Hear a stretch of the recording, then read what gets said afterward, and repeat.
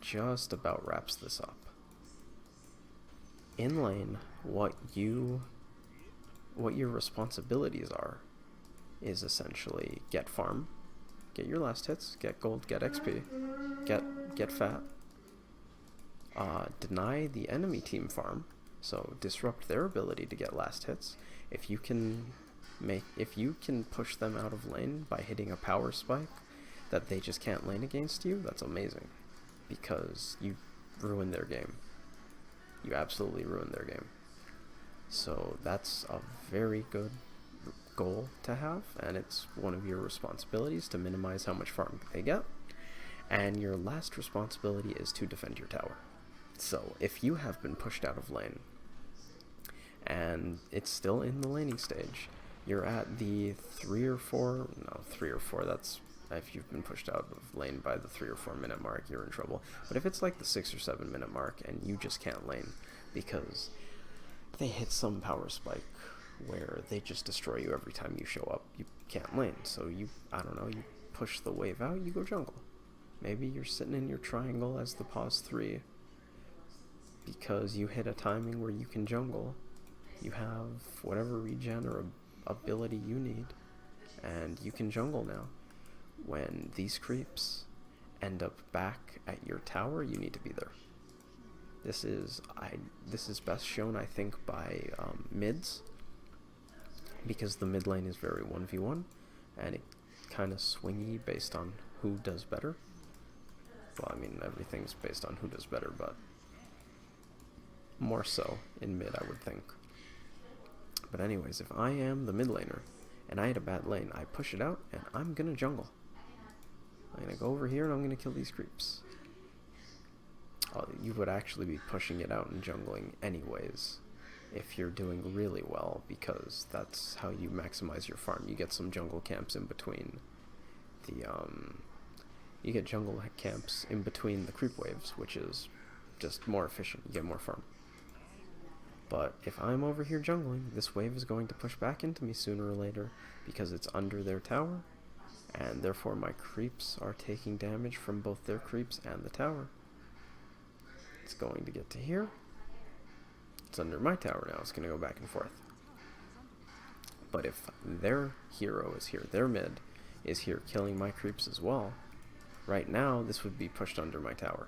And it's my responsibility to come out of the jungle and do my best while not getting destroyed by their mid and playing probably kinda safe to clear their wave and get back, because I don't want my tower to die. This tower gives us vision, and it's a deterrent for people to be here. If this tower goes down, they have easy access to our jungle, basically our triangle and our jungle through here, and we don't want that. It's also something we can TP to. So if there is a fight we want to respond to, or a fight we want to take, we can TP to that. If the tower's dead, we can't TP to that. So like if I'm here doing this, pushing it, their mid is going to want to respond. I mean, this is a pitiful creep wave, but that's the gist of it.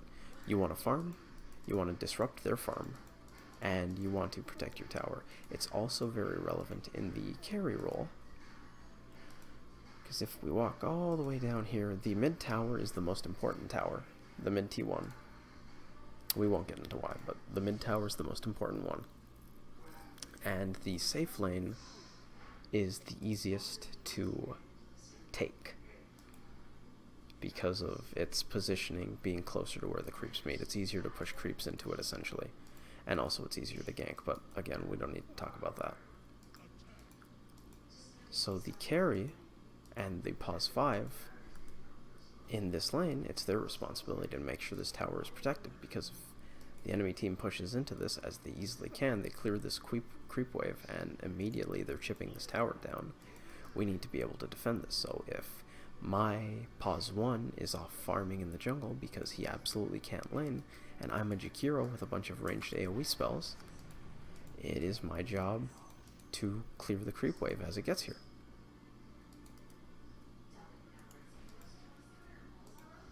That's tiny ult. He gets bigger. He gets less tiny.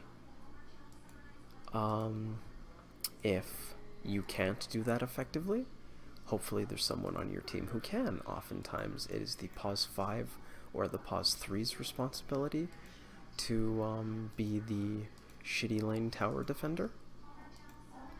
So if you're a Jakiro, you can do it. If you're a Legion commander, you're not bad at it. Brewmaster's not particularly good, neither is Slaughter. I'm just thinking about heroes that I generally play. But basically, there's hopefully someone in your comp who can do a decent job of defending a tower in a lane where no one wants to be because it's dangerous and shitty and there's not amazing farm. That's why it's the not the pause 1 and the pause 2's job, because they want the good farm. They want to take the lane that's fun to push and then rotate over to get jungle camps and farm as fast as possible. The pause 3 is the core that basically gets the shaft and has to farm the shittier lane, and the pause 5 is just your lowest on the totem pole in terms of who gets farm. So you get what you can get out of the map, basically. If your team absolutely sucks and they're all just farming jungle camps the entire game, you can push a lane and rack up more farm than any support generally should have if everybody's being smart and taking farm, but like, you shouldn't be able to, essentially. Hopefully your team is taking enough farm that you can't just have free farm as a pause 5, because you don't scale amazingly and they do. So you want the heroes that scale better to have said farm. God, Tiny's attack animation, it actually gets worse. He loses attack speed as he gets more points in his ult. That's not important for this. But yeah, so hopefully there's someone on your team who can and will defend your tower if you're unable to or you really don't want to, because that tower needs defending. So hopefully somebody's going to do it. Those are the 3 responsibilities in lane. Farm, deny the other team farm, whether that be by killing them, zoning them off the wave, just CSing like a god and getting everything. Deny them farm. You could do that by ganking other lanes.